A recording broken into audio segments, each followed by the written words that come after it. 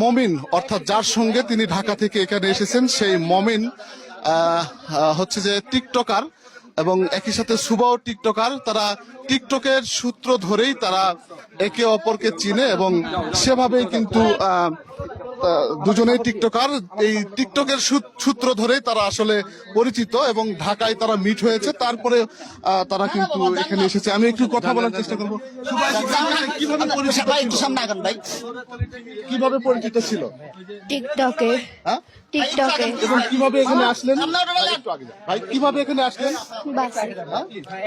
বাসে? ফুপির কোনো অভিমান কিংবা কোনো অন্য কোনো উদ্দেশ্যে? তাহলে কেন? বাসায় ভালো লাগে না তাই। জাস্ট ভালো লাগা? আপনারা দেখছেন যে আসলে সুবাছে নিজেই বলছে যে সে এখানে এসেছেন বাসে করে এসেছেন এবং মমিনের সাথে এসেছেন এবং মমিনের প্রথমে ভোররাতে, আজকের ভোররাতে নওগাঁ শহরের আরজি নওগাঁ মমিনের বাসায় উঠেছিল তারা এবং সেখানে